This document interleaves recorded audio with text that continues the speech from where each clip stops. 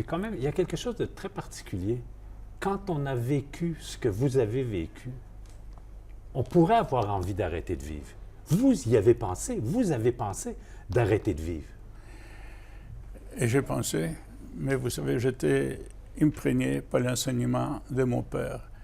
Mon père me disait, avant que nous ayons pris les armes contre les bourreaux dans les ghettos de Varsovie, avant que mon père était tué devant mes yeux, les jours même avant cet incident, mon père me disait, mon fils, aujourd'hui nous sommes obligés à nous battre, mais n'oublie pas, la vie est sacrée, un jour tu auras des enfants, survie, vie, aller jusqu'au bout.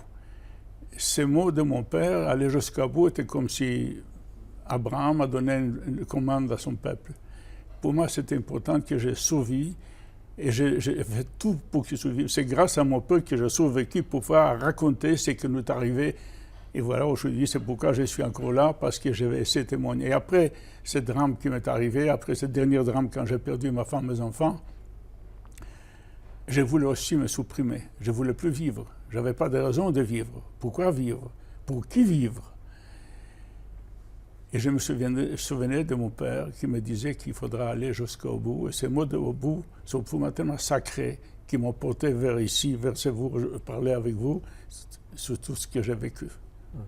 Ça peut-il aussi que ce soit un devoir, c'est-à-dire pas une obligation, mais un devoir de citoyen?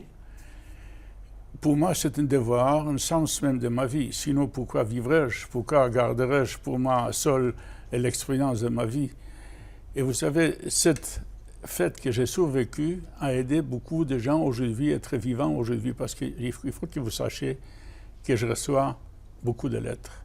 Il faut que vous sachiez que chaque jour, des hommes, des femmes du monde entier éprouvent le besoin de m'écrire ou parfois me téléphoner. Je veux justement raconter une histoire d'un jeune Canadien qui, par hasard, lit un de mes livres. Il était déprimé. Un ami lui prête mon livre. Alors j'étais à Paris. En pleine nuit, cet homme de Montréal me téléphone. Et à partir de là, il voulait se mettre au service de l'œuvre que j'ai entrepris. J'emploie volontairement cette expression parce qu'il veut dire que deux hommes, deux femmes, un Canadien hier, un Américain l'autre jour, une Allemande aussi, des hommes, des femmes, quand ils prennent contact avec ce que j'écris, brusquement, tout ce qui d'habitude faisait l'inquiétude, tout ce qui d'habitude faisait qu'il n'osait pas aller vers quelqu'un d'autre, eh bien, brusquement, ces hommes et ces femmes, ils viennent vers moi. Ils viennent vers moi pourquoi? Est-ce que je suis un génie? Pas du tout. Est-ce que j'ai un rayonnement exceptionnel? Eh bien, je ne crois pas. Alors pourquoi ces hommes et ces femmes, par millions, lisent-ils mes livres? Pourquoi m'écoutent-ils? Pourquoi se mettent-ils au service de l'œuvre que j'ai entreprise? Et je pense pour deux ou trois raisons bien simples. Parce qu'en lisant mes livres, ils ont découvert une expérience de la vie qu'ils ne connaissaient pas, et aussi parce qu'ils ont pu éprouver l'effet de mes livres et que ce ne sont pas seulement des mots.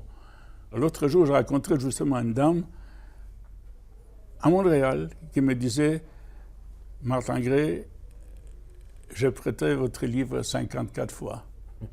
54 fois. Quand on me dit cela, j'ai compris que j'avais un rôle à jouer et c'est pourquoi témoin que je suis devenu. Pour moi, c'est ça la vie. Sinon, pourquoi vivrais-je? Je répète, pourquoi vivrais-je si je n'avais pas ce devoir à faire? Et c'est devenu pour moi un sens de ma vie.